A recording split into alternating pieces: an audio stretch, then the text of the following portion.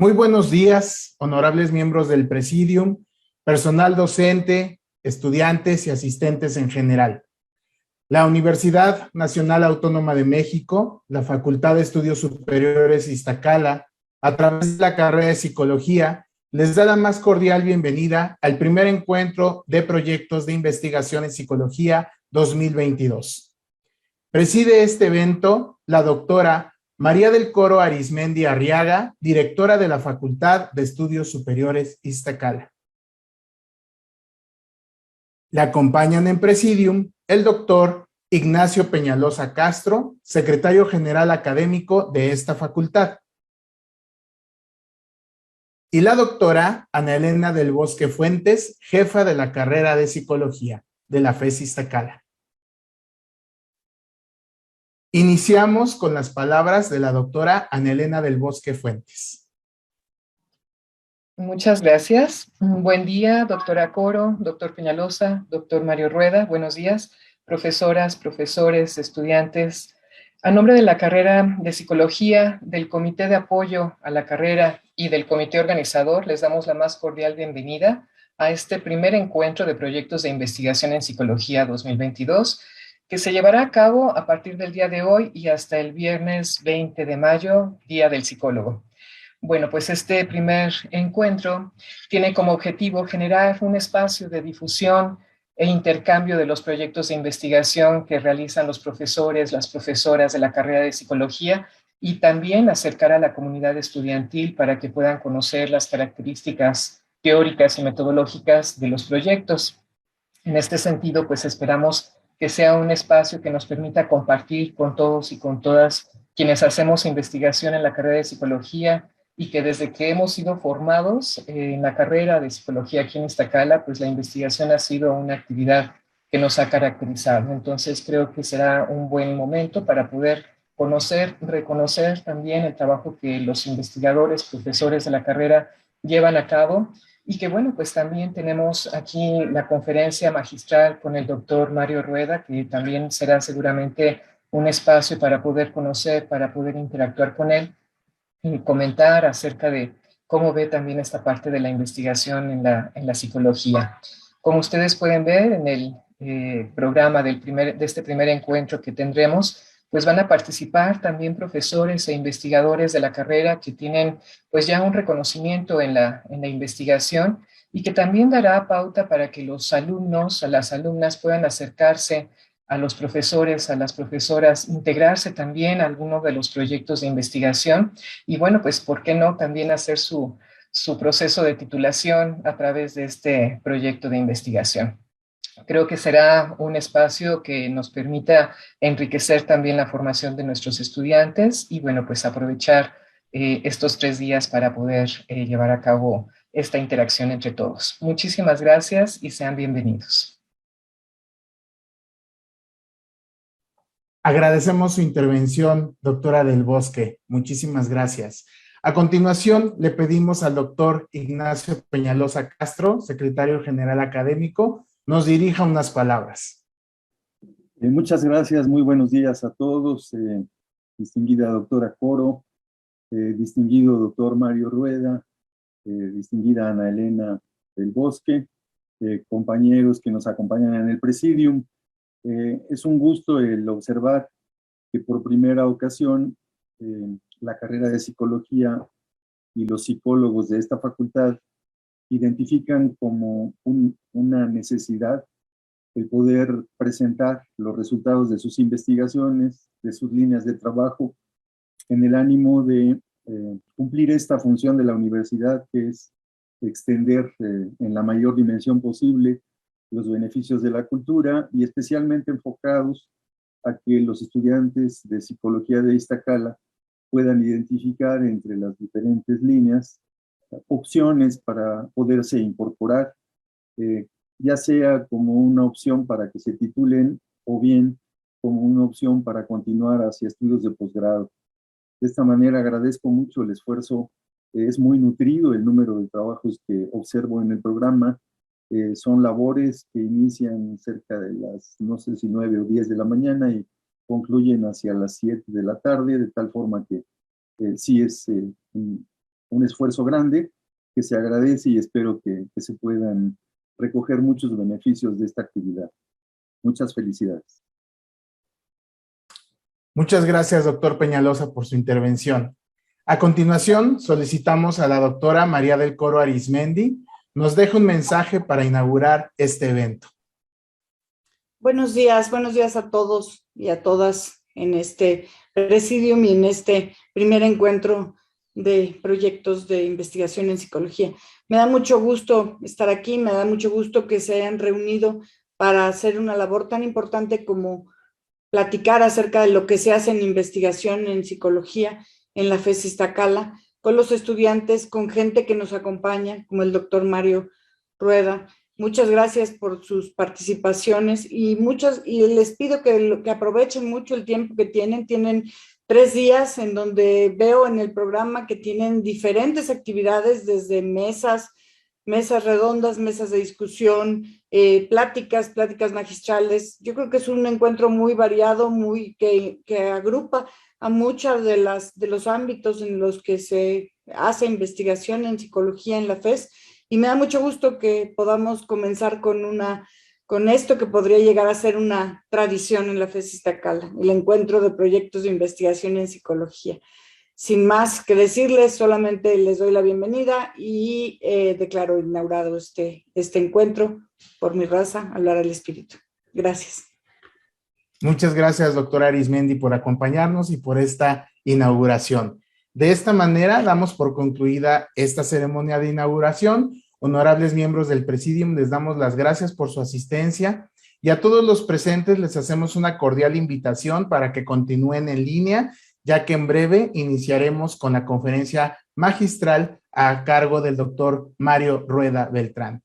Tengan todos un excelente día, mucho éxito en esta jornada. Por mi raza, hablaré el espíritu. Hola, muy buenos días. Muy buenos días a todos. Bienvenidos a este primer encuentro de proyectos de investigación en psicología. Para ello hemos invitado al doctor Mario Rueda Beltrán, quien nos va a hacer el honor de dar la primera charla, la conferencia inaugural, y me voy a permitir comentar algunos puntos que aparecen en su semblanza. El doctor Mario Rueda es licenciado en psicología por la Universidad Nacional Autónoma de México, doctor en ciencias de la educación en la Universidad de París 8, Francia. Fue miembro del Consejo Técnico del Instituto Nacional para la Evaluación de la Educación entre 2004 y 2008 y posteriormente, por invitación de la Presidencia de la República, fue presidente de este organismo entre 2012 y 2013. Es investigador titular del Instituto de Investigaciones sobre la Universidad y la Educación, el ISUE, de la 2014 y el 2018.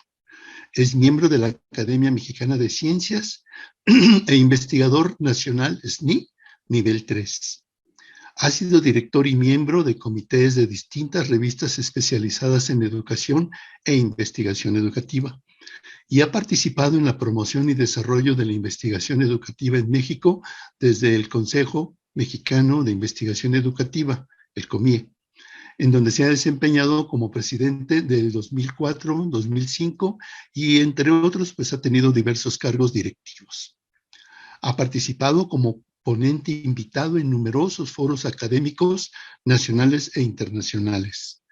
Es autor de libros, capítulos y artículos científicos en revistas académicas especializadas y de divulgación nacional e internacional.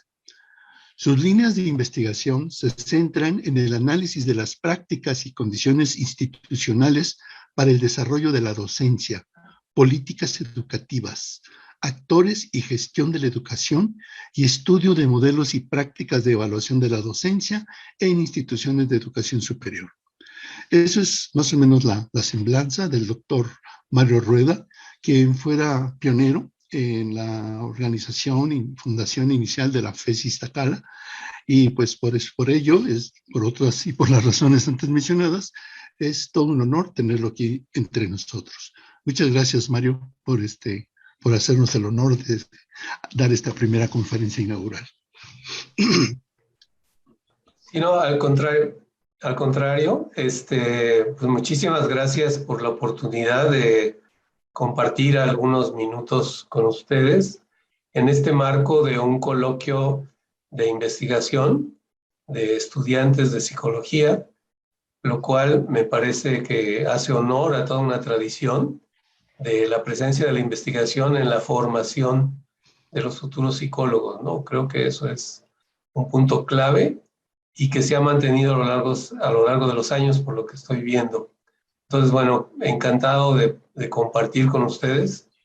Espero que algunas de las ideas que mencione o les llamen la atención, y que sobre todo hagan preguntas para poder compartir con ustedes algunas de las inquietudes que tengan con respecto a esta actividad que es la investigación educativa, de la que pienso entonces ahora desarrollar algunos puntos. ¿Les parece si comienzo? Sí, claro.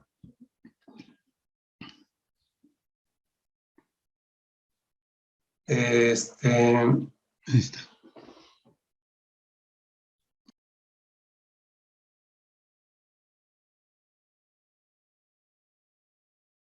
Como es típico en estos asuntos, a pesar de ya estar mucho tiempo en cuadritos como estamos ahora, igual para otras generaciones no es tan familiar, sigue siendo algo extraño. Y bueno, hablaré de un tema que a mí me gusta mucho, en parte porque creo que ese ha sido el eje de mi actividad profesional como psicólogo interesado en la educación. Y bueno, promoviendo y actuando y haciendo este trabajo de investigación en educación en colectivo, ¿no? Entonces, si todo me sale bien, estaré tratando de seguir estos 5 puntos que ustedes tienen en la pantalla, empezando por unos antecedentes de la investigación educativa, un poco de surgimiento y desarrollo, la definición y los retos que yo veo que tiene la investigación educativa y la investigación en colectivo, que es el punto central, y bueno, con algunas palabras de cierre. Entonces, comenzaría diciendo que la investigación académica ha sido favorecida en nuestro país en las últimas décadas. No me estoy refiriendo a este sexenio, porque no está tan claro todavía cuál es la situación ahora, pero de cuando yo era joven profesor, no estaba tan reconocida la actividad de investigar en educación o investigación educativa. Entonces, a mí me tocó todavía estar en una condición en donde no había apoyos, ¿no? Pero y tampoco reconocimiento social de esta actividad como tal. O sea, estoy hablando de la investigación educativa como una actividad profesional. Entonces, esta investigación se ha ido posicionando en ciencias sociales y ese posicionamiento se muestra porque cada vez hay más programas de formación profesional con un fuerte énfasis en la investigación. Hay foros de discusión, publicaciones especializadas y mucha presencia en los debates públicos de asuntos clave del sistema educativo. Entonces, esta investigación o este tipo de investigación fue inicialmente practicada como parte de las actividades de diferentes especialistas en disciplinas como sociología, antropología, psicología, etcétera, que tenían algún interés en particular respecto de algún tema de la educación en México e internacionalmente, ¿no? Entonces, este punto es clave porque me parece que eso explica que han convergido diferentes tradiciones, teorías y metodologías desde diferentes disciplinas. Entonces, esto ha hecho un diálogo de un punto de vista muy rico, pero al mismo tiempo difícil porque, digamos, el antropólogo tiene su tradición y modos de hacer y reconocer el trabajo de otros en investigación. Los psicólogos tienen otro, los historiadores o los pedagogos otros, y entonces todos ellos convergen en un campo en particular. Y entonces lo que se ha visto es que esta actividad profesional inicia principalmente en universidades públicas y claramente se puede ver a personas o pequeños grupos haciendo actividades de investigación en educación, y después se ha visto una evolución porque estos pequeños grupos han conformado departamentos, centros o incluso institutos ya dedicados de forma central a lo que es la investigación educativa. Entonces, como antecedente podría identificar al primer Congreso Nacional de Investigación Educativa, que se organiza con el patrocinio de CONACYT y que tenía la finalidad de dar cuenta de quiénes, dónde, qué estaban investigando. Entonces, esta idea de hacer un diagnóstico también tenía subyacente la idea de hacer una agenda de prioridades en la investigación. Esta segunda intención no tuvo eco y se quedó solamente en el diagnóstico. 10 años después, el Consejo Mexicano de Investigación Educativa es una organización que se crea y retoma esta idea del Congreso Nacional de Investigación Educativa y básicamente la idea de expandir, de promover, de fortalecer esta actividad como una actividad profesional. Y entonces, a partir de la fundación de esta organización, se organizan congresos que seguramente ustedes han oído hablar de ellos, el Congreso Nacional de Investigación Educativa del COMIE, y desde el 93, cada 2 años sin falta se ha hecho. Así se han creado, por ejemplo, la Revista Mexicana de Investigación Educativa, desde el 96, que recoge trabajos de investigación. Aquí la particularidad sería que todo tipo de investigación de todos los niveles escolares están ahí presentes. Entonces hay oportunidad de poder participar en ella. La otra actividad fuerte vinculada con la investigación educativa tiene que ver con la elaboración de lo que serían los estados de arte o estados de conocimiento en el país desde, digamos, a partir del Congreso Nacional de Investigación Educativa hasta nuestros días. Cada 10 años se comenzó esta actividad.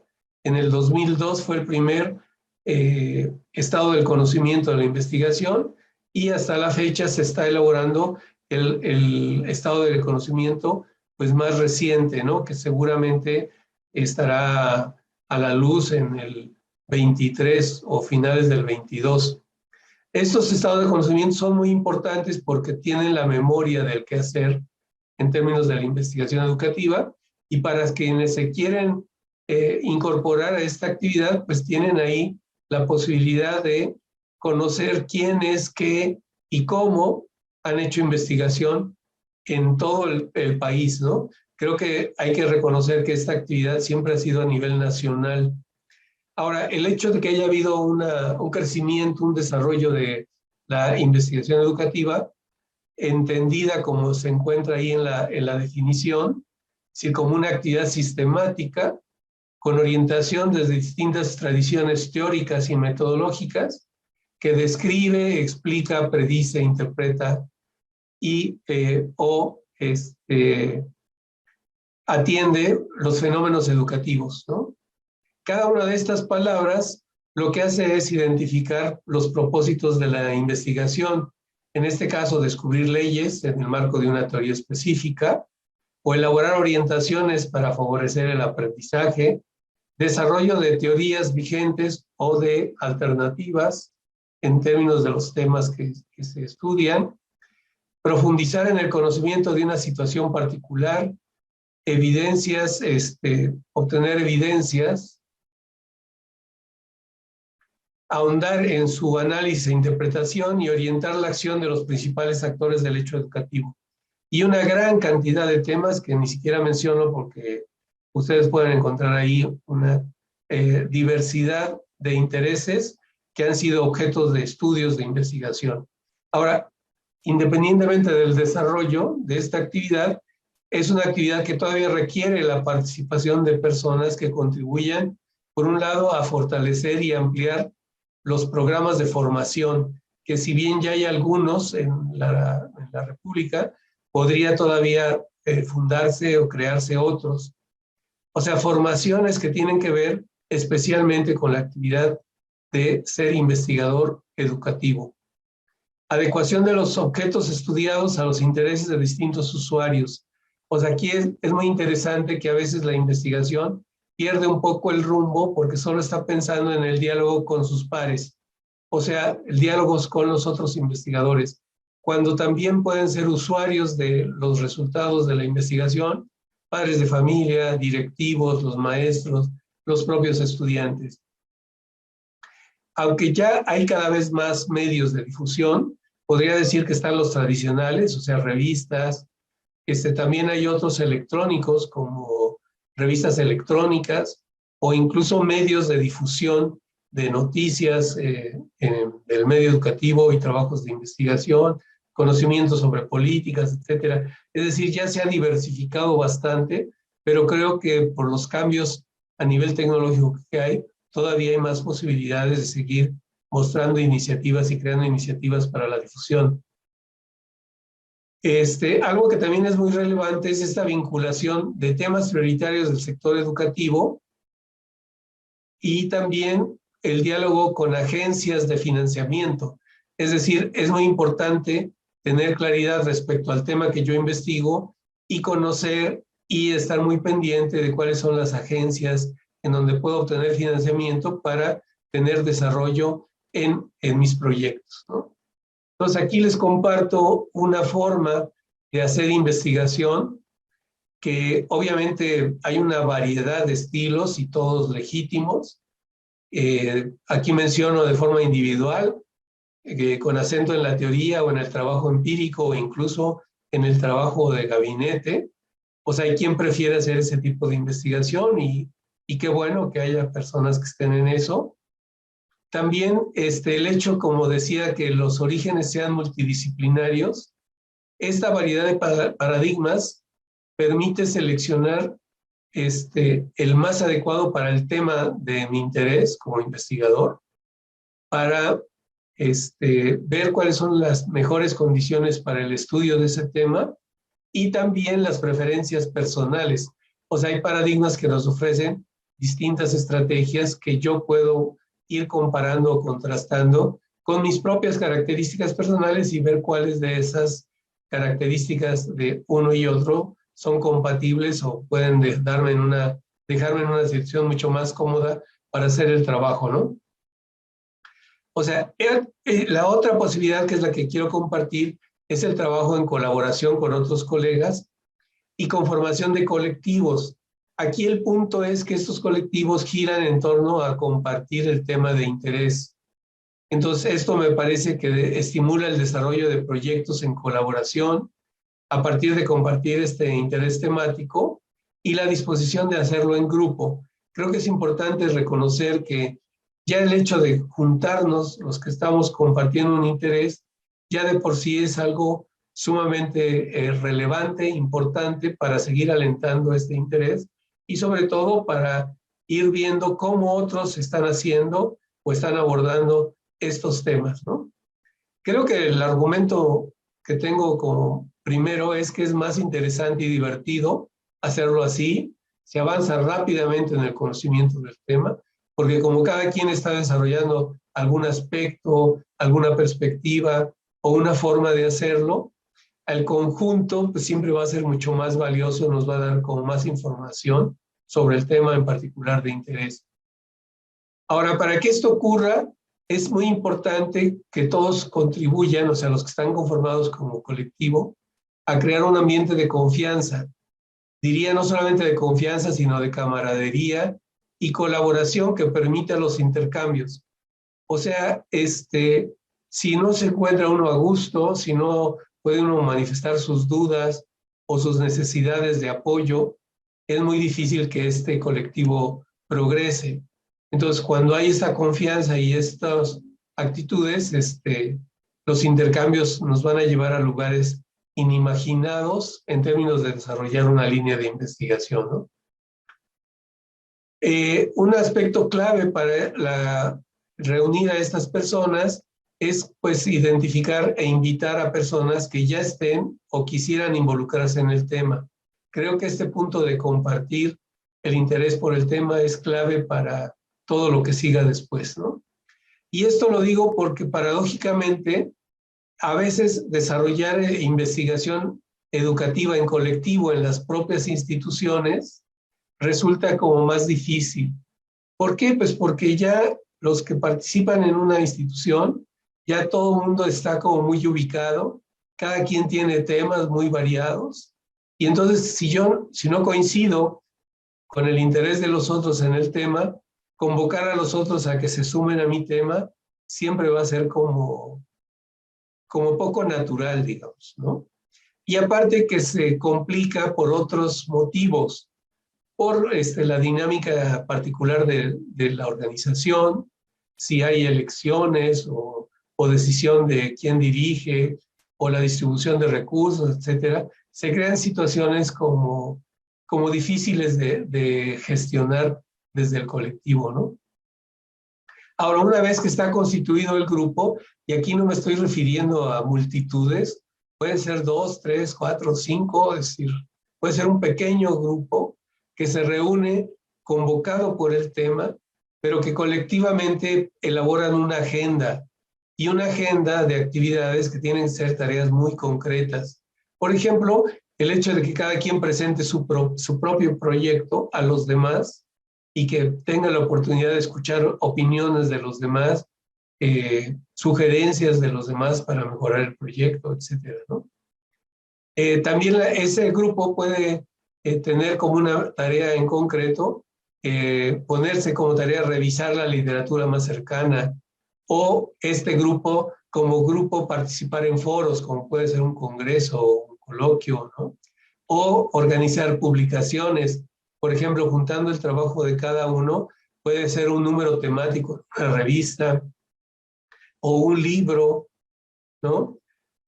O también intercambios con otros colegas. Yo puedo identificar, por ejemplo, que un investigador estadounidense es muy reconocido en el tema, pues lo puedo invitar para que se intercambie con nosotros como grupo, como colectivo, sus ideas, para que comente nuestros trabajos, etcétera. Entonces creo que definir tareas concretas que obviamente nos van a llevar a fechas y a compromisos que van a dar como resultado mantener un ritmo en el trabajo. A veces resulta que a uno lo pueden contratar como investigador, pero después van surgiendo otra serie de actividades que lo van a uno distrayendo de esa actividad central. Entonces, si uno tiene este grupo, tiene como un anclaje de que hay que mantener un cierto ritmo, ¿no? Ya que de que presento mi proyecto tal fecha, pues lo tengo que tener. Voy a participar en un libro, pues hay fechas, entonces tengo que tener el trabajo para ese momento, ¿no? Y la otra es que esta participación colectiva puede permitir ir ampliando este grupo y hacia otras universidades, por ejemplo, a nivel nacional, o a otras universidades en otros países, situación que resulta muy interesante, porque el hecho de estar en contacto con otros contextos internacionales, institucionales, nos va a dar perspectivas muy distintas a las que nosotros tenemos en este país, en esta universidad en particular donde estoy realizando mi trabajo. Entonces, esta conformación de grupos puede ser sumamente rica para el trabajo colectivo, ¿no? Y también esta reunión puede dar lugar a proyectos conjuntos. Es decir, ya que conozco a otros colegas, podemos decir, bueno, ¿por qué no hacemos un proyecto que incluya la perspectiva de estas 3 o 4 universidades distintas, ¿no? La otra es que ya en conjunto se pueden organizar foros, publicaciones, incluso estados de conocimiento, ya incluyendo un aspecto más amplio que no solamente sea el nacional, ¿no? La otra cosa es de que juntos también podemos ir identificando mecanismos de financiamiento. Alguna vez me preguntaba una colega que cuánto tenía yo de financiamiento, ¿no? Que qué cantidad manejaba yo para organizar estos foros o estos, publicaciones y demás, ¿no? Y pues yo les decía, pues no tengo ningún financiamiento. pero sí tengo el apoyo institucional. Entonces yo puedo obtener de mi institución apoyos para realizar un foro. Y a lo mejor si tengo financiamiento de CONACYT o de otra fuente, puedo pagar el boleto de avión a otros colegas internacionales y hacer un foro atractivo, mismo que va a atraer nuevos públicos, que va incluso a permitir que la propia institución pueda obtener recursos y con esos recursos pues ir alimentando las diferentes acciones de este colectivo, ¿no? Creo que algo que me gusta mucho compartir es lo que yo creo que son puntos clave para hacer investigación educativa. Me parece que se puede ampliar a otros temas de investigación, ¿no? Y yo creo que el punto central es identificar cuál es mi interés, es decir, qué es lo que a mí me interesa, de qué quiero conocer más o qué me gustaría conocer, ¿no? Entonces, esta identificación de mi propio interés me va a llevar al siguiente paso, que es conocer quiénes comparten este interés. Es decir, quiénes han investigado lo que a mí me está interesando, ¿no? Y la otra es llegar a tener un conocimiento sobre el tema a partir de este interés múltiple que he identificado en mí y en otros. Entonces, ¿qué se sabe y cómo se ha construido el conocimiento? Ahí yo ya voy a tener ideas de qué teorías han estado detrás del trabajo de investigación, cuestiones metodológicas, es decir, cómo se ha ido construyendo este conocimiento. Y entonces puedo estar en una mejor condición para ubicar cuál va a ser mi contribución. Es decir, algunos autores hablan de la investigación como una conversación que ya está iniciada y que cuando yo me incorporo tengo que saber de qué se trata y en algún momento tengo yo que contribuir a este diálogo, a estos intercambios con quienes están ahí participando en esta conversación, ¿no? Y esto deja claro cuál podría ser mi contribución. Entonces, los problemas educativos son de verdad múltiples y complejos. Particularmente en nuestro país tenemos un sistema educativo, digamos, con dimensiones enormes, que lo hace único respecto a otros países y también crea tanto oportunidades como dificultades para estudiarlo, ¿no? Y problemas complejos que también pues son una invitación a querer saber más sobre ellos. Por ejemplo, si hay un nuevo programa o iniciativa de cambio, en qué consiste, cómo se hizo esta propuesta, si es adecuada, dadas las condiciones del país, ¿no? En términos, decía, de su cantidad y también de su dificultad multirregional, ¿no? Que habla de problemas muy particulares. Lo que se propone como cambio en un sexenio, por ejemplo, como políticas generales, son pertinentes, qué se puede sugerir para mejorarlas, cómo valorar el efecto que han tenido, etcétera. Entonces, esta contribución desde la investigación educativa puede ser como muy útil para mejorar el sistema. Es decir, por ejemplo, yo pienso en los trabajos que uno tiene que hacer como tesis. Si escoge un tema de tesis y analiza quiénes lo han estudiado, puede incorporarse y el resultado de esta tesis puede consolidar un conocimiento tanto a nivel de políticas, de intervenciones o de orientación hacia los participantes. Entonces hay ahí todo un campo como muy fértil y yo diría, con el tercer punto que está aquí mencionado, que es motivo de mucha satisfacción y puede dar sentido social a la actividad profesional. La UNAM está muy comprometida con esta idea de crear profesionistas que tengan una responsabilidad social alta y que se atiendan los problemas nacionales, cada quien en su perspectiva o en su nivel, según sea la disciplina desde donde se realiza el trabajo. Entonces, una tesis o un proyecto de investigación, ya siendo profesor o investigador, puede contribuir y encontrar ahí un sentido social a la actividad profesional y de verdad, pues mucha satisfacción.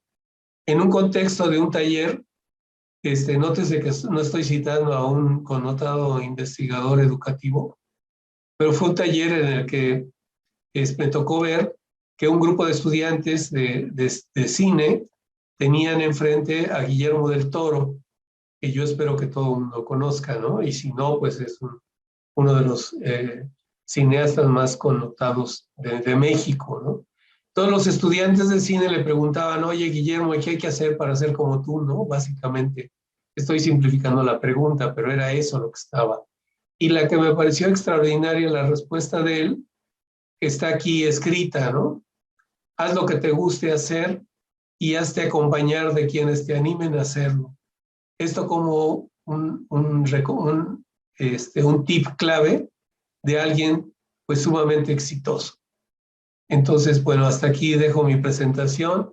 Está ahí mi correo electrónico y con mucho gusto intentaré contestar las preguntas que me formule.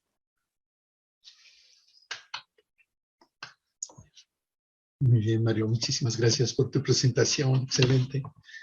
Muy bien, pues vamos a abrir ahora un espacio que ya aquí nuestro apoyo técnico, Josué, está recopilando, me imagino, algunas preguntas o comentarios y que, bueno, pues sería bueno empezar por planteártelas, ¿no? Chava, no sé si tengas por ahí algunas. Sí, un segundo, doctor, le estoy pasando un momento. Mientras tanto, te podría hacer un comentario, Mario, en el sentido de que nosotros aquí en Iztacala pues hemos podido hacer una serie de actividades relacionadas con la creación de foros, con la organización de foros y además pues invitando a gente de otras instituciones, ¿no? Entonces, estos por lo general te aportan una buena cantidad de ideas, conceptos y tal, que pueden servir como para abrir las líneas de investigación tanto en psicología como en educación, ¿no? O sea, no solamente en educación. Y en ese sentido, ¿tú has tenido alguna experiencia concreta con, digamos, por ejemplo, yo sé que tú has trabajado con la UABC, ¿verdad? Y has trabajado con otras universidades. Entre todas ellas, ¿has podido crear algún tipo de proyecto que pueda, digamos, ilustrar esto que nos planteabas? Sí, por supuesto. O sea, debo decir que la red que coordino está cumpliendo 12 años. Es una red iberoamericana de investigadores en evaluación de la docencia, que es el tema que digamos, nos reúne a todos. Entonces, esta red iberoamericana, o sea, se puede ver cuándo se funda y quiénes participan y bibliografía derivada de ahí y otras actividades como foros, hay conferencias, o sea, hay una gran cantidad de materiales sobre el tema. Esta red primero fue nacional y efectivamente asoció a varias universidades como la UADY, por ejemplo, ¿no? La Universidad Autónoma de Yucatán, de la UABC, o sea, y de otras, ¿no? Algunas universidades de aquí, como la Metropolitana o la Universidad Iberoamericana, de la misma UNAM, pues de varios lugares, por ejemplo, de la Facultad de Psicología en algún momento, varias personas, ¿no? Del instituto donde yo trabajo y de otros. O sea, este grupo, digamos, ya reunido, convocó a un foro y un foro para discutir los aspectos clave a considerar en el momento que uno intenta evaluar la actividad docente.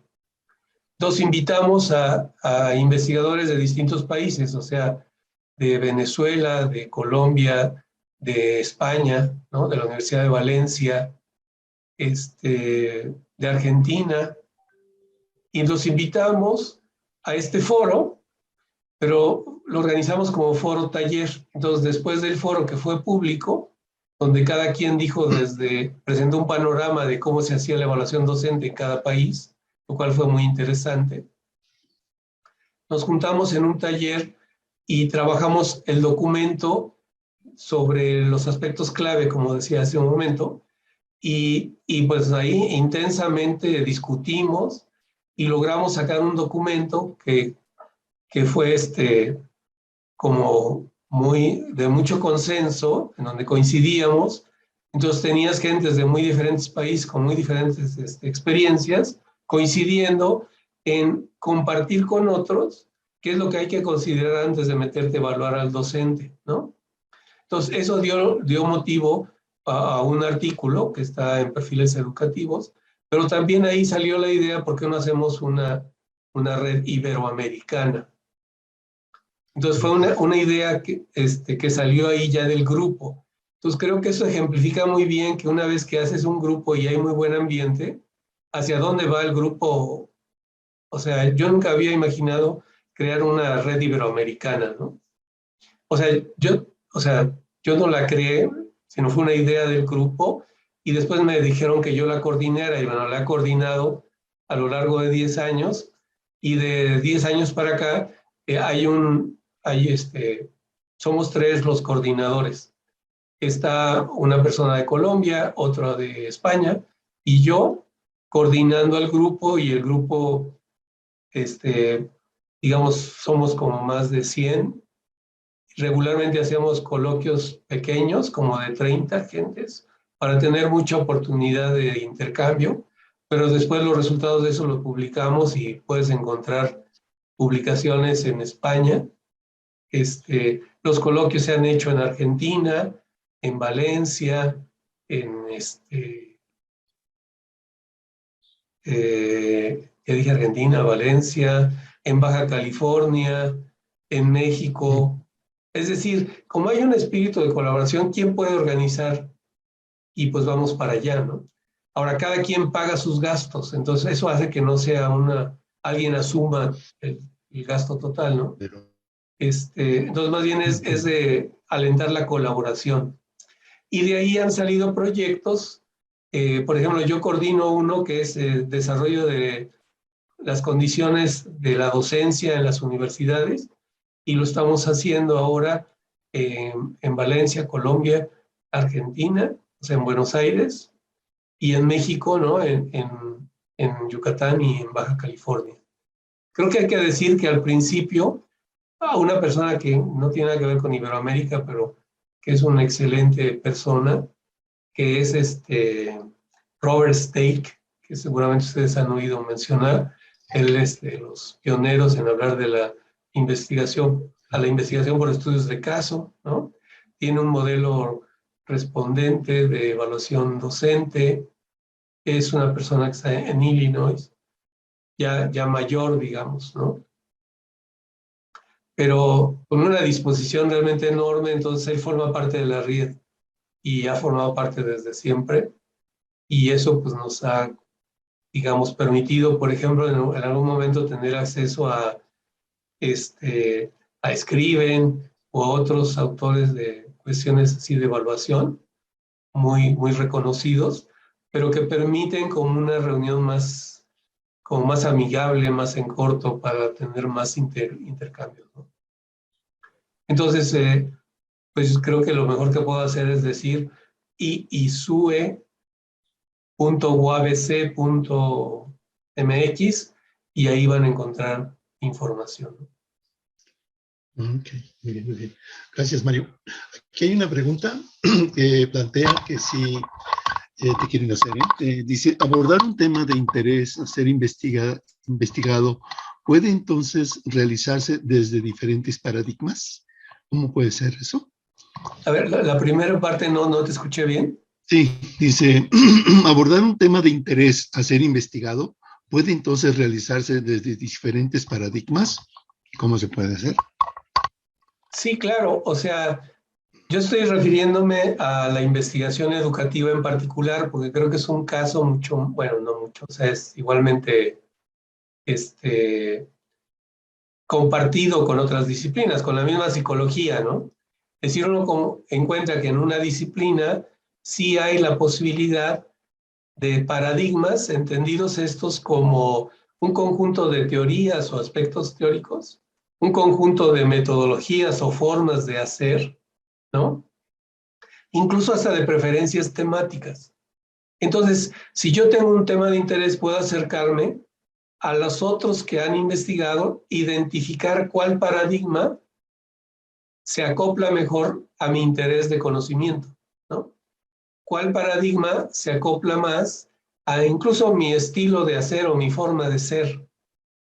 Y veo cómo otros han contribuido al conocimiento utilizando formas que a mí me vienen mejor.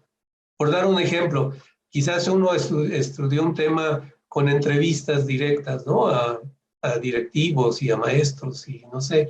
Y a lo mejor yo soy muy tímido y digo, no, es que yo no me veo ahí preguntándole al secretario de Educación que qué opina, no sé qué, ¿no? Entonces encuentro otro que lo hizo a través de un cuestionario en línea y, ay, pues este me queda mejor, ¿no? Claro, tanto uno como otro van a tener límites, o sea, pero no hay uno solo que te cubra todo, ¿no? Pero quiero decir, la gran ventaja es que hay mucha oferta de paradigmas y muchas maneras de estudiar el mismo tema que me puede interesar. Entonces ahí el proceso es cómo busco para enterarme de esos y cómo elijo para ya yo contribuir también a ese conocimiento, ¿no?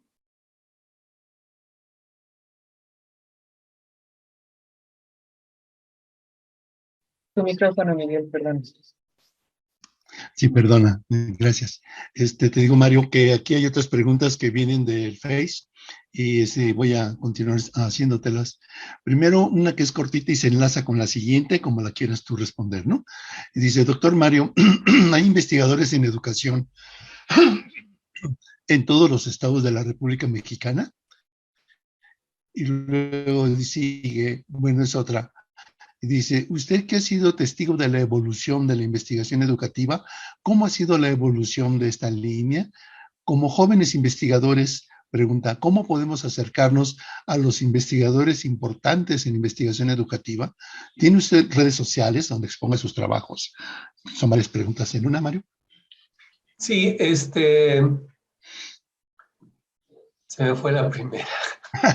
Dice, hay investigadores en ya, a nivel nacional, sí, claro. Pues, lo que comentabas, o sea, de las redes. Sí, sí. En este caso, yo sugeriría, si consultan comie, comie.org, ese es el sitio del Consejo Mexicano de Investigación Educativa, que yo creo que es la asociación mucho más consolidada respecto a agrupar investigadores de casi de todos los estados de la República.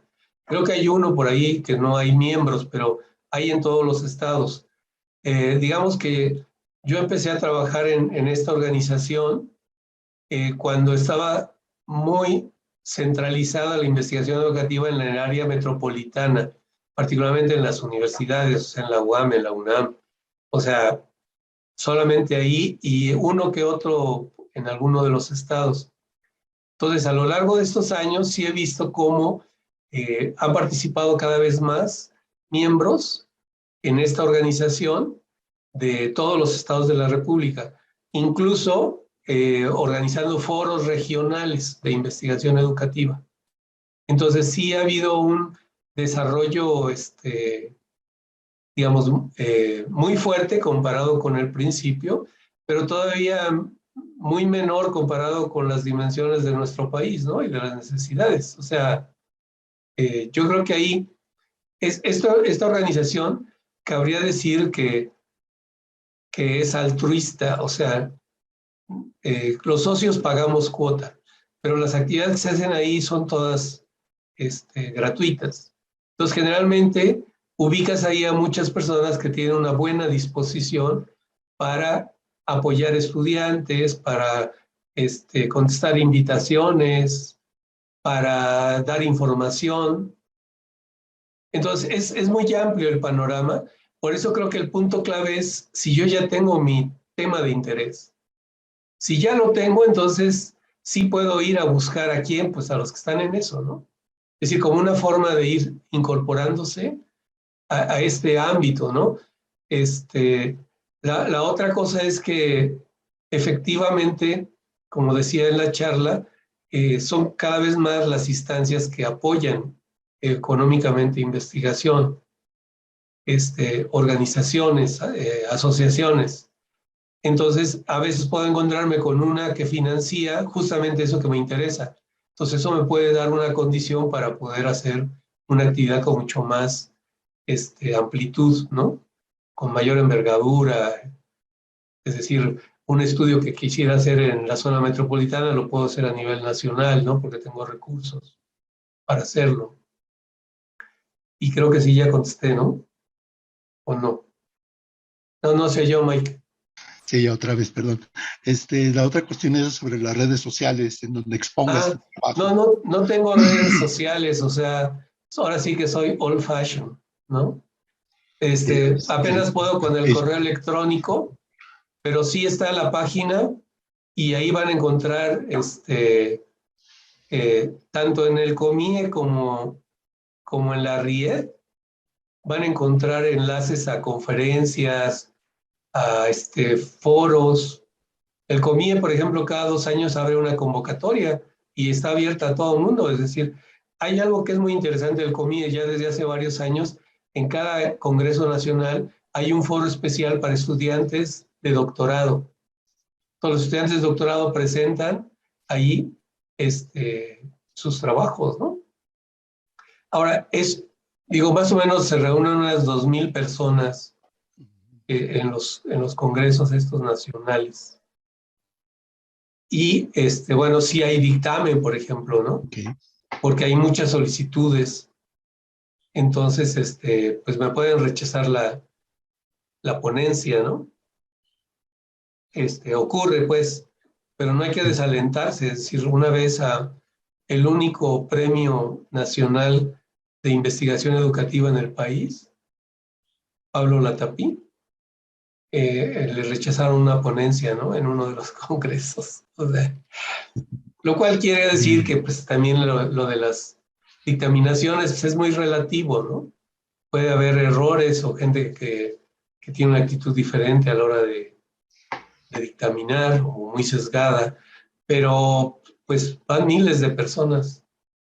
Entonces ahí es un campo muy propicio, sobre todo para investigación educativa, ver los temas que se están trabajando. Y eso lo puedes ver en la revista mexicana, que es gratuita. O sea, está de libre acceso. También ahí puedes publicar, o sea, claro, ahí está muy, muy demandado. O sea, es una de las pocas revistas mexicanas que está reconocida o sea, en los rangos más altos, ¿no? De reconocimiento internacional y nacional. O sea, está Perfiles Educativos de la UNAM, está Redie de la UABC, está esta revista de COMIE, que es la REMIE, que yo creo que tiene un gran mérito porque es una revista, digamos, de una organización. O sea, no tiene detrás una institución como la UNAM o la UAM o algo así, ¿no? Sin embargo, ahí está la revista y ya tiene mucho tiempo. Una revista que comenzó en el 96 y que comenzó semestral, después fue trimestral y ahora es bimensual, pero con una cobertura de verdad pues muy, muy grande, ¿no? Entonces uno puede ahí ver quiénes están trabajando el tema de interés y ponerse en contacto. Todas las revistas tienen forma de contactar al autor o autores, ¿no? Muy bien. Y sí. bueno, yo estoy disponible en mi correo electrónico, nada más. Y si escriben a la RIED, o sea, al sitio, pues ahí hay formas de contactar, ¿no? Hay una gente que contacta, etcétera. Ok, sí, correcto. Ahí tenemos tu correo electrónico, Mario. Oye, hay una pregunta aquí de Adrián Cuevas. Dice el Adrián, ¿qué puede decir de los criterios institucionales para evaluar proyectos con fines de asignar financiamiento, así como los tiempos fijados, muchas veces en función de objetivos administrativos, tipos de perspectivas, de qué tipo de investigación, exclusión de posturas que no se comparten, etcétera? O sea, yo creo que depende mucho qué fondo. Es decir, si tú quieres publicar en PAPIT, para referirme a los de la UNAM, ¿no? Tienes una serie de requisitos. Si tú quieres un PAPIME es otro. El PAPIME, por ejemplo, pues tiene que tener como vínculos más claros con la institución, ¿no? Con la dependencia. En el otro pueden ser proyectos más independientes. Ahora, ¿qué te pide cada uno de los proyectos? Por ejemplo, si pides con financiamiento a CONACYT, pues tienes otros criterios y financiamientos que pueden ser digamos, de poca monta para ciertas cosas, ¿no? Apoyar ciertas cosas, o más dinero para hacer proyectos más en grande, ¿no? Y cada uno de esos proyectos te plantea, pues, un formulario, requerimientos. Ahora, creo que cada vez ha habido señalamientos de reconocer que a veces estos formularios están sesgados y están puestos como si hiciera cierto tipo de investigación. Por ejemplo, no sé, hipótesis, o sea, ya un formato que corresponde más a cierto tipo de proyectos. Entonces, si tú tienes ese paradigma como el tuyo, pues te conviene, ¿no? Va a ser muy fácil. Pero si no, pues tienes que justificar por qué no. Y lo que a mí me consta es que eso se ha ido flexibilizando y cada vez hay más reconocimiento de una más variedad de proyectos y de exigencias. Ahora, en todos los casos son los pares los que hacen la evaluación, ¿no? Y la otra es que a veces no somos tantos y a veces se dirimen cuestiones personales. Entonces, aunque son anónimos, en la mayor parte de las veces, sobre todo cuando se trata de las publicaciones, en otros casos sí tienen nombre y apellido, y entonces eso puede prestarse a, pero también hay mecanismos de réplica, ¿no? Decir, no estoy de acuerdo con el dictamen, argumentar y bueno, me consta que de repente los dictámenes se corrigen, ¿no? Saludos a Adrián, por cierto. Sí, anda por ahí, Adrián. Mario, otra pregunta. Dice, ¿qué se hace con los resultados de la investigación educativa en términos generales? Yo creo porque, dice, ¿hay algún impacto en las políticas educativas del Estado, de la SEP? Yo recuerdo que el Centro de Estudios Educativos, en el cual estaba escrito Pablo Latapí, Muñoz Izquierdo y todos ellos, todos los resultados de esas investigaciones sí tenían un impacto más o menos en la política educativa, ¿no? Y ahora, actualmente, el COBIE lo tiene o algo así. Me imagino que por ahí va la pregunta. O sea, yo creo que la aspiración siempre es que digamos que tu contribución ayude a mejorar el sistema, ¿no? Entonces, a veces esta perspectiva puede dirigirse hacia las políticas, es decir, quién está haciendo las políticas y cómo puedo incidir para que las políticas sean más apropiadas para el sistema nuestro, ¿no? Entonces, esa es digamos, la perspectiva. Ahora, yo creo que esta perspectiva se logra en diferentes planos.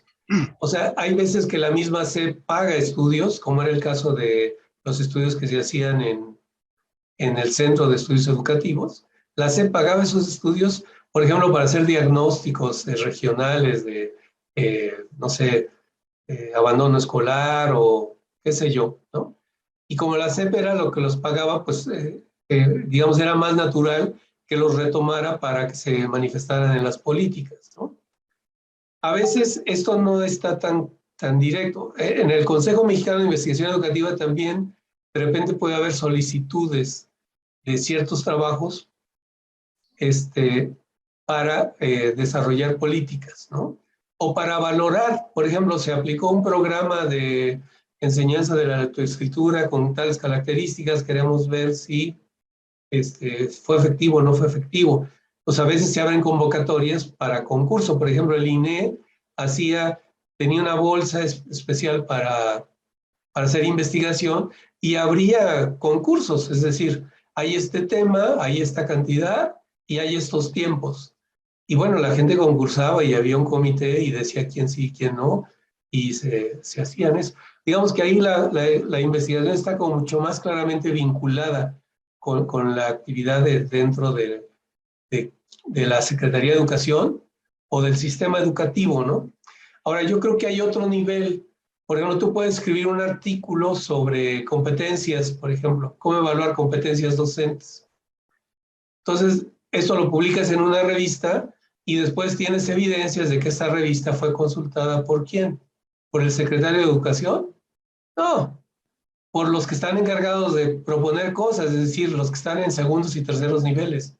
O a veces la misma SEP, cuando plantea un programa de formación por competencias, toma ese artículo para los que están formando. Es decir, sí hay un impacto, pero este impacto, digamos, no es tan claro, no es tan evidente. Y la otra es como a nivel de profesores, o sea, muchos profesores que leen los artículos, y por eso es importante dónde publicas.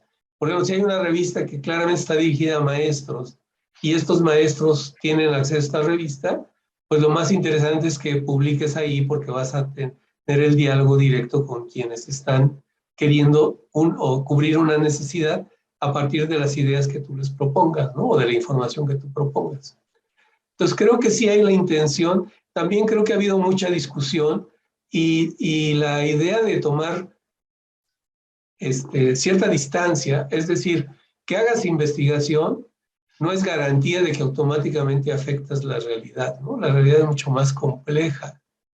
Es decir, aunque fueras secretario de Educación y tuvieras conocimientos de investigación educativa, eso no es garantía de que lo puedas poner en práctica. ¿Por qué? Porque hay sindicatos, hay tradiciones, hay tamaños. Por ejemplo, cuando dices hay que evaluar a los maestros, y sí, claro, hay que evaluar, pero a 1.200.000, o sea, eso ya es otra cosa, ¿no? Es decir, hay como características, condiciones que te van relativizando, ¿no? Es decir, aunque tengas la mejor voluntad, pues está difícil. Pero la otra es que el hecho de que tú contribuyas, pues yo creo que hasta ahí está la parte que te corresponde a ti. El resto corresponde a los políticos, que son los que diseñan las normas, las reglas, las políticas, ¿no? Y la otra es los tiempos políticos, es decir, si tú me propones algo genial, pero que se va a hacer en más de 6 años, pues no le voy a hacer caso, la verdad, ¿no? Porque yo tengo 6 años, entonces, a ver, quiero rápido y evidente y eficaz y que no cueste. O sea, dices, no, pues así está difícil. Entonces yo creo que la investigación tiene otros momentos, otras reglas, pero creo que puede haber acercamientos, es decir, yo debo entender como investigador que no puedo hacer una investigación de 10 años, porque en 10 años ya quién sabe qué pasó, ya pasaron todos los de primaria, y es decir, pasaron muchos. Entonces también tengo que ser sensible a las necesidades del entorno. Por ejemplo, está bien si yo me pongo a valorar las políticas en un momento de transición, pero es obvio que tengo que tener resultados antes de que sea la transición para que pueda de alguna manera incidir, ¿no? Entonces hay colegas investigadores educativos que tienen cercanía con diputados, senadores, es decir, están ahí, ¿no? Sí, sí. Hay otros que no. Entonces digo, esa es la gran cosa, que tienes muchas posibilidades de adaptarlas a tus estilos, a tus momentos. Pues, pero creo que hay que empezar reconociendo que lo político y digamos, lo científico son dos actividades que tienen reglas y tiempos propios, pero que es posible tratar de acercarlas, ¿no? Y ese acercamiento pues puede ser muy, muy variado, ¿no? Y bueno, creo que con eso contesto, ¿no? O intento. Sí. Profundizo la duda más, sí. Así es, Mario. También preguntan sobre los enfoques hegemónicos en la investigación educativa y qué puedes decir al respecto. O sea, ¿cuáles son estos enfoques hegemónicos dentro de la investigación educativa? O sea, yo creo que en investigación educativa, particularmente teniendo como referencia al CONIE, es muy difícil identificar así como quienes están reinando, ¿no? Sí, creo que más bien son múltiples, muy distintos y hay espacio para todos, ¿no? Es decir, tienes áreas temáticas, entonces dentro de esas áreas temáticas tienes trabajos, por ejemplo, no sé, evaluación, ¿no? Pues tienes gente agrupada e interesada en evaluación de los aprendizajes. Entonces ahí probablemente puedas identificar como cierto tipo de trabajos, pero también tienes en evaluación de programas o evaluación de políticas. Entonces en cada uno de estos subgrupos sí puedes encontrar como predominio de ciertos estilos de trabajo y de ciertas referencias teórico-metodológicas. Pero yo no diría que alguna de esas domina al conjunto, porque son temas tan distintos que, es decir, si alguien tiene la aspiración como de ser el dominante, pues no va a poder, o sea, no va a poder, ¿por qué? Por esta diversidad, ¿no? Y la otra es que insisto, hay espacio y cabida para todos, ¿no? Entonces, ahora, creo que a veces, por ejemplo, sí hay que reconocer que hay foros como muy para psicólogos, ¿no? Es decir, psicólogos, trabajo psicológico, y ahí puedes ver paradigmas y todo dentro de la psicología. En investigación educativa ves más como mezclas, ¿no? Es decir, puedes ver un psicólogo utilizando metodologías o formas de trabajo de un antropólogo, ¿no? O antropólogos utilizando entrevistas muy fundados en alguna teoría psicológica. Es decir, sí encuentras como muy diversas formas de emplear. Por ejemplo, hay un estudio que me parece muy interesante de ver, que es el de, hay un libro que se llama La vida en las aulas, de Philip Jackson, ¿no? Entonces, Philip Jackson me parece que fue el pionero o el fundador, diría yo, de lo que después se va a conocer como investigación cualitativa, incluso a veces hasta investigación etnográfica, se lo atribuyen a él, pero él es como el inventor del currículum oculto, que no sé si alguna vez han oído hablar del currículum oculto. Bueno, este señor, estoy hablando de los años 50, ¿no? Digo, yo todavía no había nacido, cabe aclarar, ¿no? Pero leí después. Entonces, en esos años donde el paradigma dominante era el de corte experimental positivista, eso era en Estados Unidos, ¿no? Variables, dependientes, independientes, medición y todo eso que sabemos. Ese señor se fue a meter a un salón de clase de una escuela de Estados Unidos. Se puso atrás del salón y empezó a tomar notas como los antropólogos. Entonces, él se acerca al salón de clase con la idea del antropólogo que llega a una comunidad ajena, distinta, y quiere ver cuál es su forma de relacionarse, etc. Pues con ese estudio, lo que hace es mostrar cómo la escuela no es el discurso que dicen los sociólogos de esta institución que forma las nuevas generaciones. No, la escuela es un lugar donde hay interacción, donde hay jerarquías, ¿no? Donde hay evaluación, pero múltiples evaluaciones. El profesor que evalúa a los alumnos con ciertos criterios, los alumnos que evalúan al profesor, los alumnos que se evalúan entre sí. Es decir, hace una descripción del salón de clases y a partir de eso, la conclusión es, existe el currículum oculto. Es decir, la escuela, más que enseñar matemáticas, literatura, lo que sea, lo que enseña es el currículum oculto. Enseña otras cosas que no dice que enseña. Y eso vino a transformar la idea de escuela. Es decir, cambió, desde ahí la escuela no puede ser la misma, ¿no? Entonces fue tal el impacto que hubo, las discusiones, obviamente, gente que dijo que no era válido porque no había este muestreo poblacional, que tenía que ver una escuela gringa con una escuela en México, etc. Bueno, fue tal el impacto que después uno empezó a ver estudios en México que decían, uy, es que se parece a aquello, ¿no? Las horas que pasan los niños, el tipo de interacción con el maestro, los mismos salones, es decir, un conjunto de cosas que son la escuela, ¿no? Y entonces la pregunta es, ¿en México también hay currículum oculto? ¿En secundaria habrá o solo en preescolar? Es decir, a partir de ese estudio se destapa un montón de cosas y preguntas, y yo creo que esa fue la clave y el reconocimiento que obtuvo esta investigación, y fue un psicólogo. O sea, fue un psicólogo haciendo un trabajo como de antropólogo, ¿no? Y haciéndolo de otra manera. O sea, rompió un paradigma, pero de una manera brutal. Y fue tal el impacto que después se va a reconocer la investigación cualitativa como una forma de hacerse de información, de buscar explicaciones, de entender mejor la escuela y de orientar a los actores. ¿Así me explico? Es decir, se le vio mucho potencial. ¿Hubo medición? Pues no. O sea, no se siguieron las reglas y yo creo que si Philip Jackson hubiera presentado con CONACYT su proyecto, pues no se lo hubieran aceptado, ¿no? Es decir, se lo hubieran rechazado, ¿dónde está tu hipótesis, la variable? O sea, se lo hubieran rechazado. Entonces, ese tipo de cosas son las que ocurren en investigación educativa, es decir, muchas mezclas, muchas tradiciones que las retomas de otro modo, etcétera, ¿no? Y al final es lo que resulta. Si resulta algo interesante, pues te van a leer, te van a citar, te van a dar financiamiento, te van a agradecer mucho los maestros porque les dijiste algo interesante. No sé, es decir, viene por otro lado.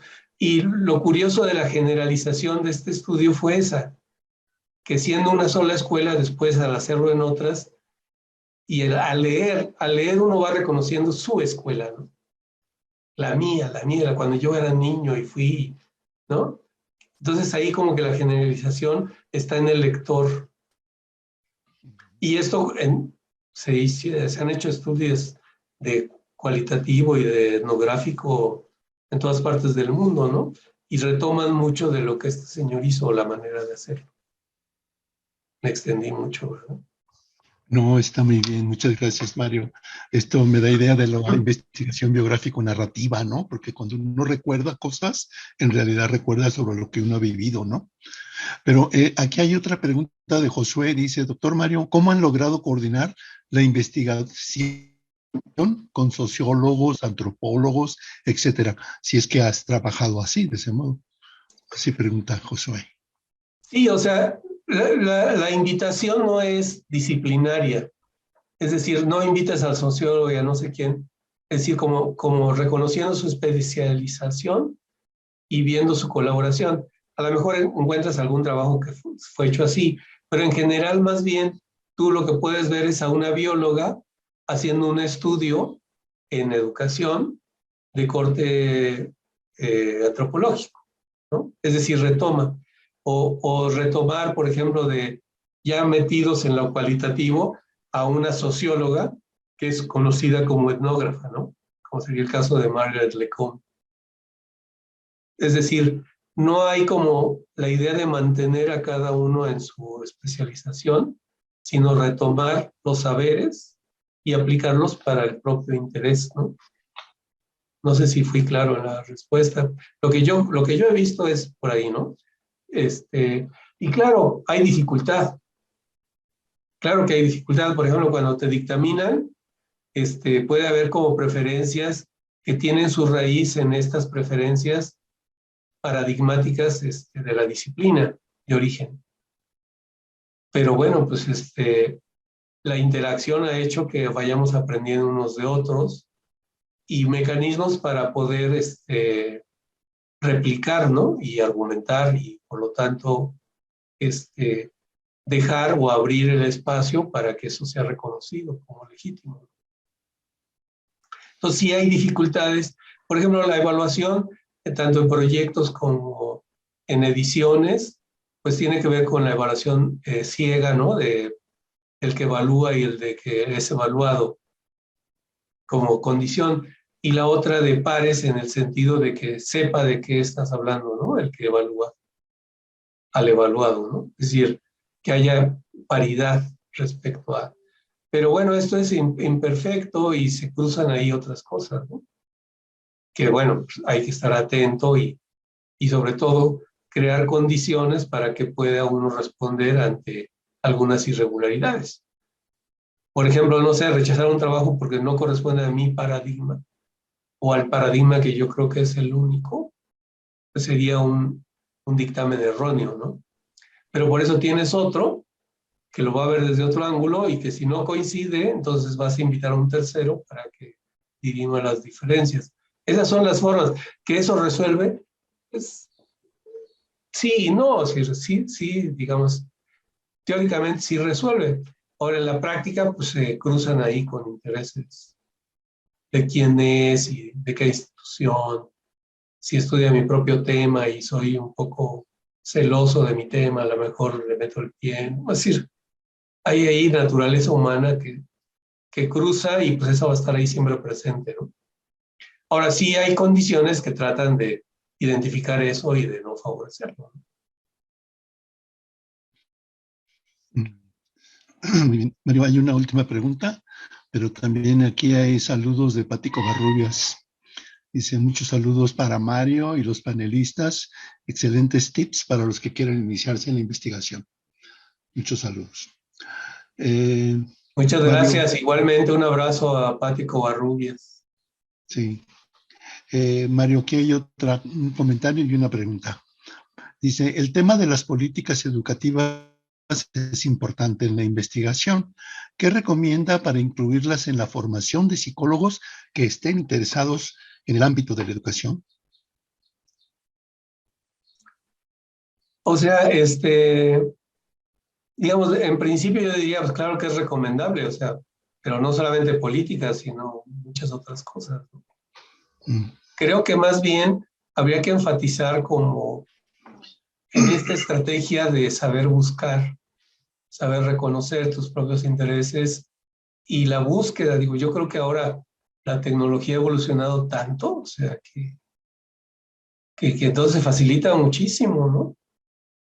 Antes tenían que trasladarse a bibliotecas y a veces fuera del país, porque aquí no hay cosas así, y ahora con un clic-clac, en el lugar indicado, claro, ves conferencistas, ves revistas, entonces sí hay mucho más acceso. Por ejemplo, particularmente lo de evaluación de políticas, hay un estado de conocimiento y ahí se expresa cómo se han estudiado, quiénes las han estudiado, y ahí puedes ir rastreando, por ejemplo, qué autores, qué orientaciones han usado los que están ahí presentes, ¿no? Y pues ahí vas tomando nota y te vas incorporando, ¿no? Es decir, es una posibilidad, pero creo que esa posibilidad de incorporarla al plan de estudios, quizás no es tan recomendable en el sentido de que habrá otras 10, 15, 20 temas, ¿no?, que son importantes.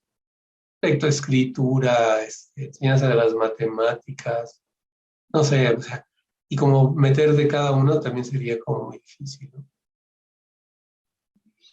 En fin, creo que dije que sí y que no a la vez, ¿no? Sí, bueno, pues así son las cosas. Bueno, por último, otra pregunta por aquí, Mario. Ya quisiéramos dejarte de agobiar con tantas cosas, pero dice, en su línea de investigación, ¿cuáles son los aspectos que son importantes de evaluar en los docentes? Bueno, necesitaría como otra charla. Te vamos a invitar para eso. No, así de bote pronto, podría decir que, o sea, ya tengo más de 20 años en el tema, ¿no? Y sí soy lento, pero no tanto. Lo que pasa es que el tema es muy complejo, o sea, sí tiene muchos ángulos.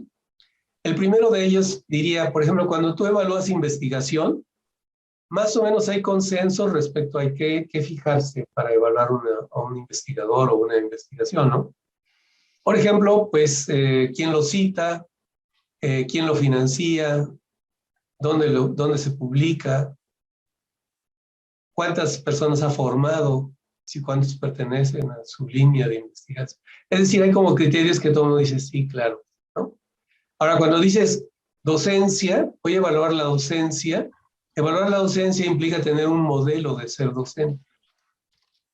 Entonces ahí ya ponerse de acuerdo está muy difícil. Entonces hay quien pide cierto tipo de, por ejemplo, hay toda una tradición que dio origen a los cuestionarios que regularmente se aplican a los estudiantes para valorar la actividad de sus maestros, ¿no? Eso es lo predominante. Entonces, esos cuestionarios partieron del supuesto de que podían identificar qué actividades realiza el buen docente. ¿Y quién dice que es bueno? Bueno, preguntemos a los estudiantes, a los directivos, a los colegas. Cuando hay coincidencia, vayamos a ver ese profesor. Entonces, fueron identificando comportamientos que siempre estaban como sustentados por mejor aprendizaje en los estudiantes. Es decir, comportamientos del docente asociados con un aprendizaje eficaz. Entonces, hicieron muchas investigaciones y se fue sacando como un listado de qué era lo que el profesor debía hacer. Parecía que esto estaba resolviendo un gran problema, porque si tú quieres ser profesor bueno, pues te acercabas a esa lista y la procurabas cumplir, y los que formaban maestros le hacían caso, etc., ¿no? El problema es que conforme transcurrieron las investigaciones, empezaron a notar algunas cosas, como por ejemplo, que un profesor bien valorado con un grupo de estudiantes no lo era con otro grupo. Entonces empezaron a identificar que había una interacción entre características del profesor y características del grupo. Entonces ahí ya la lista empezó como a resquebrajarse, ¿no? La otra cosa fue que empezaron a haber diferencias entre disciplinas, o sea que no era lo mismo enseñar matemáticas que enseñar danza o filosofía o idiomas. Entonces ahí se vio que ciertos comportamientos no eran tan pertinentes para unos o para otros, es decir, ahí se destapa toda la parte de las disciplinas. La otra, los niveles, o sea, las mismas actividades para el profesor de preescolar, para el de primaria, para el de secundaria, para el de superior, el licenciatura, para el de posgrado. Entonces se vio que había una diversidad y por lo tanto se empezó a reconocer la dificultad de mantener una sola manera de valorar el trabajo docente, es decir, a través del cuestionario de los contestado por estudiantes. La otra cosa, se empezaron a dar testimonios de que, por ejemplo, si tú tenías, bueno, como es un cuestionario de opinión, pues hacer un cuestionario tienes que seguir ciertas reglas y hay ciertos supuestos. Por ejemplo, uno de ellos es de que un cuestionario tiene que ser aplicado a un número más o menos amplio de estudiantes. ¿Por qué? Porque si no, no te da la idea del profesor, porque el profesor puede ser amado y puede ser odiado. Es decir, puede haber contestaciones extremas. Entonces, la idea de que tengas un grupo es que los que lo aman y los que lo odian, y luego los que están en medio son los que te van a dar una idea del profesor del grupo, ¿no? Entonces, el cuestionario es válido siempre y cuando uno identifique las cosas clave para mejor aprendizaje. Dos, que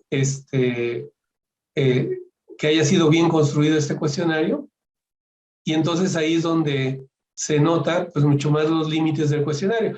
Entonces este cuestionario se ha aplicado en licenciatura, en maestría, en doctorado, cuando tienes grupos de 10, de 5, o tienes grupos de 40, 50.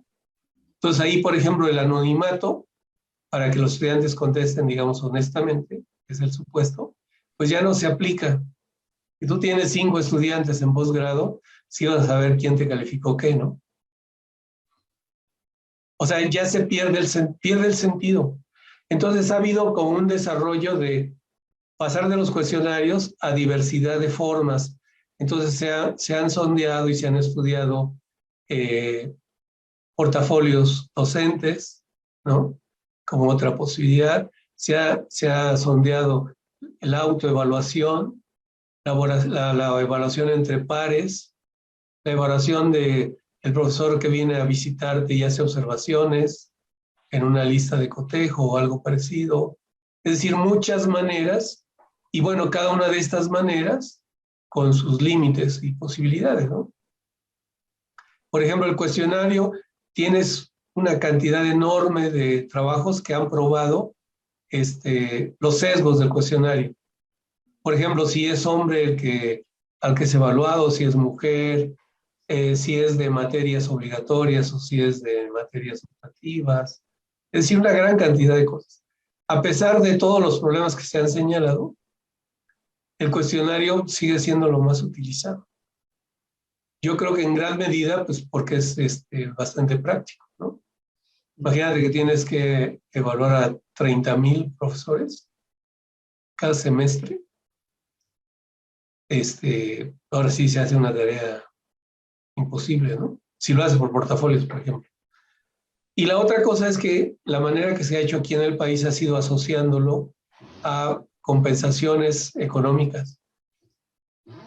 Y entonces pues, eso ha dado al traste porque, bueno, dije económicas o de prestigio. Entonces, por ejemplo, tú tienes que mostrar ante una comisión acreditadora para que reconozcan tu programa acreditado que tienes un sistema de evaluación de maestros. Si lo tienes, pues ya cumpliste con ese criterio y ponen palomita y adelante, ¿no? Ahora, nunca se sabe en si funciona, si no funciona, cuáles son los resultados, etc. Y ese es el otro gran problema que encontramos en un diagnóstico nacional, que como se estaba haciendo la evaluación en las universidades públicas en México, pues no estaba sirviendo para mejorar lo que estaba siendo evaluado. Es decir, no impactaba programas de formación o modificaciones a infraestructura, nada. O sea, se hacía para poder cubrir el criterio de la comisión acreditadora, o bien para que el profesor tuviera acceso a recursos económicos en un programa de estímulos al salario, ¿no? O en otros programas de compensación salarial. Entonces, esto hace como muy complejo la actividad, pero vuelvo a insistir en el esquema. Si a ustedes les interesa, pueden encontrar muy distintas maneras de interesarse en la evaluación del desempeño docente. Por ejemplo, una podría ser hacia la construcción de instrumentos de valoración de la actividad, y se te lleva a todo el mundo. Otro sería el papel de la evaluación en la formación permanente o continua del profesorado, etcétera, ¿no? Es decir, hay una cantidad de no sé si con eso doy más o menos una idea. De todas maneras, en la página electrónica de la REDIE hay un libro que está disponible que tiene que ver con evaluación, innovación y desarrollo de la actividad docente. Ahí hay un primer capítulo que resume 10 años de investigación de miembros de la RIE y los ubica en 11 temas, digamos, que han sido abordados por el conjunto de investigadores, ¿no?